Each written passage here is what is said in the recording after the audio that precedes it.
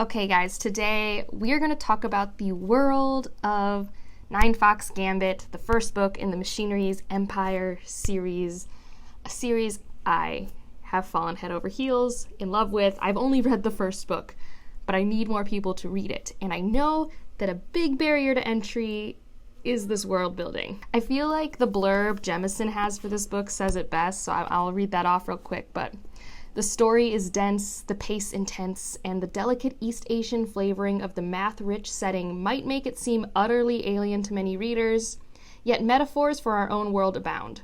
Readers willing to invest in a steep learning curve will be rewarded with a tight-woven, complicated but not convoluted, breathtakingly original space opera. So yeah, that's super true. Now, it's aggressive world building. If you aren't new to my channel, I have said this in vlogs. It's a lot. There's no glossary, there's very few context clues, there are lots of terms that you will be introduced to super fast and might not even completely understand by the end of the book. That's a lot. So what I'm hoping to do with this video is give you a resource so you can know about at least the general framework of the politics, government of this world, and what I know about the technology. Not all of this might be actually factually true. This is all the stuff that I've learned while reading the first book. I haven't read the other two. I didn't dive that deep into the fandom websites because I didn't want to spoil myself, because I like world building discovery. That's what this series is for me. But there's also amazing characters and plots, so I want more people to read it even if the world building is intimidating to you. So that's why I'm going to make this and talk about my thoughts and theories for at least this first book of what's going on, so that you have a framework, so that when you read this book, because you know you want to read this book. I mean, this is the second book. Look at this cover. This is so beautiful. That green, the first book's like my favorite color, teal. And they're really soft. I know that's like a weird thing to say about books, but they're very soft in like touch. So yeah, let's start off with like the synopsis. So in the first book you have Cherish, and she is originally a captain, and she does something that makes the top brass notice her, and they're like, okay, well, we have this really big problem and we need to throw you under the bus to go fix it. And she's like, okay, well, to fix it, I need to have the help of this guy. And this guy is General Jadao, and he's amazing. But he also has a really wickedly weird past. Like, he is not actually alive, he's a revenant, so he can be anchored to her and give her his expertise in tactics and strategy. And so he's like this voice in her head helping her out, and he's mad. He has been known to win every battle he's in, but he's also killed all of the people he knows. This is all in the back of the book. I'm not spoiling anything in that regard. But General Jadao is amazing, and why you should read this book. So this world, where are we? So it's the Hexarchate. I'm going to put the name here in case I mispronounce it. I looked up a lot of these names by like trying to listen to the audiobook because there is no pronunciation guide. But it implies that there's 6 factions, right? Hex used to be at Heptarch, which was 7. So it has 6 factions. They all have different specialties to help run this government. It's not a democracy, it's very authoritarian, and it's very specialized. So there are 3 high factions and 3 low factions, and I currently don't know if there's a difference really other than prestige. I don't actually think it really matters because everyone is so specialized. If a low faction group needs something, the high faction group's probably not going to say no. So let's start with the factions. So the first one I'll talk about are the Kell. So the Kell are probably the faction you're going to be the most comfortable with when you read this book, because this is your hive mind infantry unit. It's a pretty standard sci-fi military trope. So you have these people who are basically given what is called formation instinct, and I'll talk about formation a little bit further into the video, but they are essentially very loyal. They have this impulse to follow orders, follow the chain of command. They are very good soldiers. They will sacrifice themselves for the cause and the group of the people. That are the Kell. They are sometimes called suicide hawks. I have the emblem here, and so their emblem is the hawk. And so the next one I'll talk about that is also important is the Shoes. Again, I'll have the names here because I don't know if I'm saying them right. But these are the foxes. They're cunning. These are your espionage people. These are the people who assassinate others. They're the sneaky ones. These are the people playing politics on a high level. They are always playing games. And General Jadao is from this clan, this faction. All right, so that is our second most important faction, I would say. Our third most important faction is the Nere. These are your engineers, these are your researchers, these are your mathematicians. This world is heavily influenced by math. These are the people who make all the cool things work in this world. And they have the emblem of a void moth. I don't really know what that means, but you'll notice in this book that a lot of the big ships are named something moth, and I think that's because they were created by the Nere. So they, basically are like, this is our new cinder moth, and stuff like that. The next three I'll talk about, we don't get a lot of time with these factions in the first book, but I did notice some key elements that were described about them, so I will go through them real quick. So you have the Rahal. These are kind of sort of the people who maintain order. So we're going to talk about in the next section about this thing called a calendar and what that means. But in order for that calendar to work, you have to maintain order and uniform mindsets, and they kind of just, they're in charge of what everyone should be thinking and believing, essentially. And it is said that they're very rigid in their mindset. Now, on the other side, there's the Vidona. Now, these are the people who, remember how I said this wasn't like a democracy? You, as a civilian of this, have to think a certain way.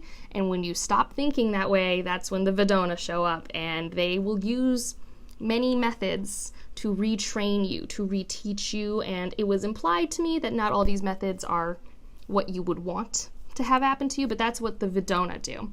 And then we have the Anden, and these seem to be like the cultural people, the people who care about the higher level of culture. These are kind of people I don't think get into the weeds of the politics. They're very away from it, and they're kind of, it was implied to me that these were like the enlightened folks.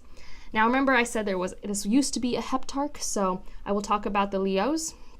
These were originally the philosophers, the leaders of this. Even in their emblem, you can tell they are the center of the hexarchate in this wheel. And we don't know why, at least I don't know why, but they were basically removed, so we have a hexarchate.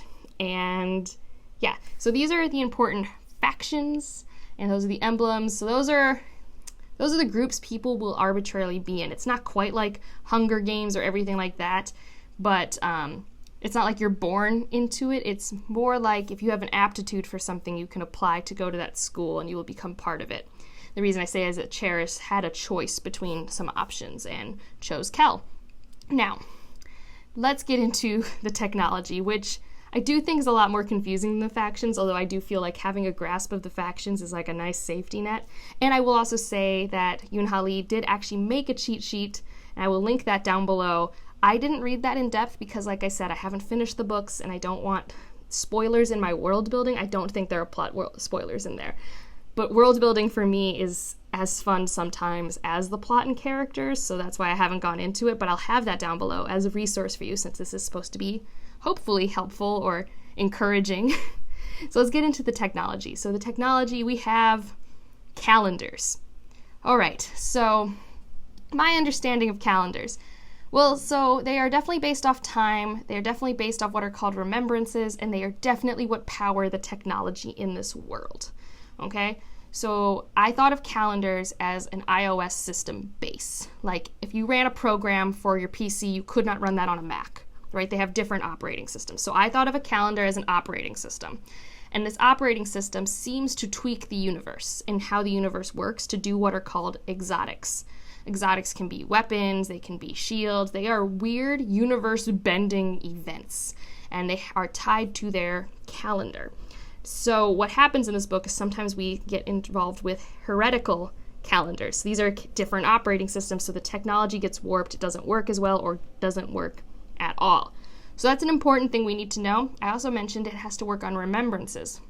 That seems to imply that it matters cognitively how people believe and think and what days and patterns people go through. I don't know the details of it per se. It's definitely in there, but on a first read I didn't quite parse it out. But this is where the Vidona come in and where the Rahal come in. You need your people to believe in this calendar's things, and it seems to also be tied to maybe the remembrances being tied to trauma and torture. This, again, is very vague world-building stuff, but because of the people and because of this math, You can have what are called exotics, and remember I mentioned earlier formation instinct, you can have these really cool formations. So this happens primarily with the Kel and in military space, but basically just by geometric configurations, you can be intense shields, you can be very powerful. It's very interesting. So that's like a thing. There are also things that are called invariant technology. What that means is they're not time-based, they are static. So calendar is also, it's based off time. I think part of that, my theory, is that, time and space are linked in our universe. We have this whole map of it, and, there's that idea that gravity bends it or whatever.